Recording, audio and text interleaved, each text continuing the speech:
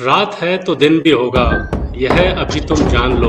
यह प्रकृति का खेल है, तुम बात मेरी मान लो। तुम उजाले के लिए मत जुगनुओं के पास जाओ, ना कोई दीपक चुराओ, ना किसी का घर जलाओ। एक पल भीतर तो झांको, देखो अपनी आग को। तुम कहाँ हो, किस जगह हो, ढूंढो अपने आप। Welcome to this session. We have this session on the art of finding self, and I have great privilege in introducing three very distinguished and very accomplished gentlemen to all of you. Shashwat is a national award-winning music composer and entrepreneur. One of the best performances so far, Uri the Surgical Strike.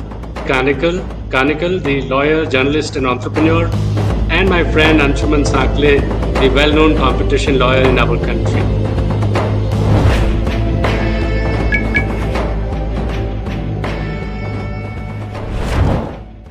इसका हर question का ना एक तो interesting जवाब है और एक सही जवाब है। इंटरेस्टिंग जवाब तो इसका ये है कि मुझे जब मैं कॉलेज में गया था तो पता चल गया था कि मैं लॉयर नहीं बनूंगा।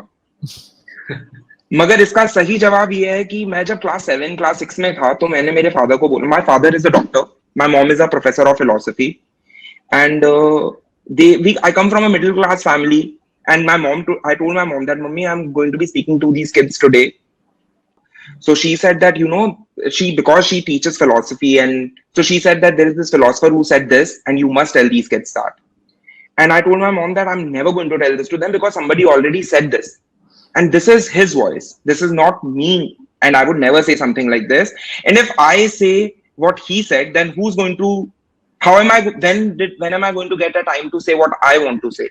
And this is kind of a conversation that I had with them when I was in class 6, 7, when I said that I don't want to do what you people want me to do. So coming back to the story in the afternoon, so my mom said that, but how can you so lightly talk about such a great philosopher, and he said something really important. How can you just take something that he said for granted? And I said that I'm not taking something for what he said for granted, but as a middle class family, middle class kids are always taught to say, be, or do something that somebody else bigger has done, but they are never taught to speak their own voice. And you have always taught me to say my own voice. Then why should today I tell somebody that some random philosopher said? So in my class 6 or 7, I told my parents that I want to be a musician because I had been learning Indian classical and Western classical music for a very long time, for 10-15 years then, 10 years then. And my parents were really surprised and disturbed that I wanted to be a musician. But my father really supported me, and my father told me that you must follow your heart. And so I think he is the protagonist in my journey who taught me to hear my heart and chase it.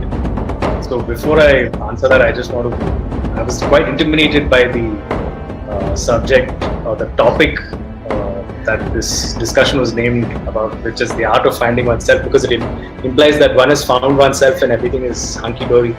But I think what I'm discovering in life is that it's a constant journey. You think you're going to get to a place and find yourself, but at least in my case, it's always been that it's a journey of constant evolution and discovering new things about yourself. I don't think there's ever a point where you totally find yourself and you're happy with yourself. I think the reason people do things and the reason people are motivated to do things is because you're constantly seeking to learn, explore, innovate. So that's been the theme of my sort of personal and professional life.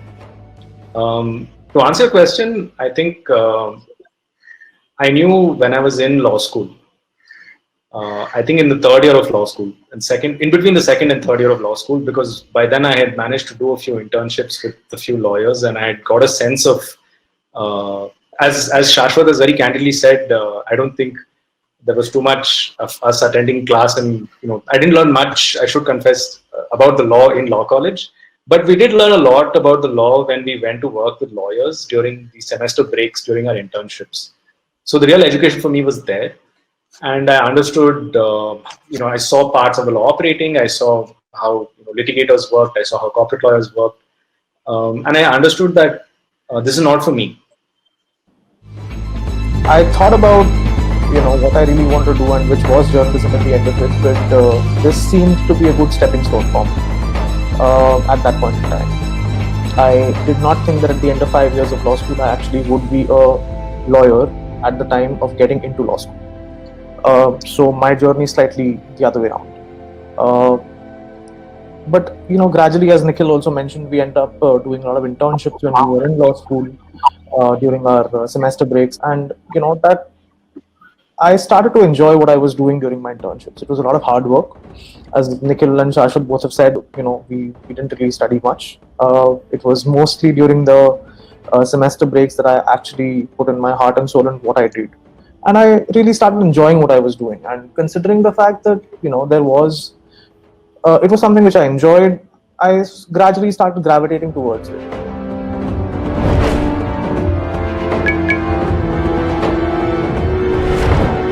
Everybody feels that their story is more special than somebody else's story. तो अगर मैं ये कहूँ कि मेरी story बहुत different थी तो हर बंदे को ही ऐसा लगता है कि उसकी स्टोरी बहुत डिफरेंट है. तो सबकी सर मेरे को लगता है इवेंचुअली सारे स्टूडेंट्स की स्टोरी जो है वो बहुत सिमिलर सी होती है. Everybody is trying to do something and somebody else is telling them not to do, which is kind of pretty similar in everybody's story. These are some constants and I'm sure Anshuman के और निखिल के साथ भी ऐसा हुआ होगा. मेरे साथ सर ऐसा था कि जब मैं कॉलेज में था तो मैंने मेरा सबसे ज्यादा म्यूजिक जो है लाइफ का तभी सीखा 5 साल लॉ स्कूल में. There was for a long time I had a sense that I didn't have a professional focus because I had done these internships with some lawyers. I was, I decided that I didn't want to be a lawyer. But then the looming question was, okay, then what do you want to be? So there was about a year where I was exploring a lot of random things, policy, activism, all kinds of stuff, research, academia, studying further to become an academic and stuff like that. But none of the things really worked out. I think even it went to an extent where I was not even sure what I was going to do immediately after graduating, because all Anshuman and all the rest of my classmates were all sitting for placements and getting pre-placement offers or either getting an offer during the placement thing. I was so sure that I didn't want to do this that I didn't even sit for placements, because I said, okay, what's the point of getting a job and denying that to someone else when I know that this is not something that I want to do. So as I was saying, I was experimenting at that time. I was doing all kinds of things. Journalism was one of the things that I experimented with. I went in, interned with the Hindu newspaper in Madras, and then I interned with CNN IBN, which is now CNN News 18 in Noida, to get a sense of both a newspaper and a television environment. Luckily for me, I also met a lot of interesting people and mentors in the media space during that time. And thanks to that, I think my interest in journalism and media was piqued. And I stuck with it. You cannot always have a path fixed for everything. There are certain things which will happen on their own.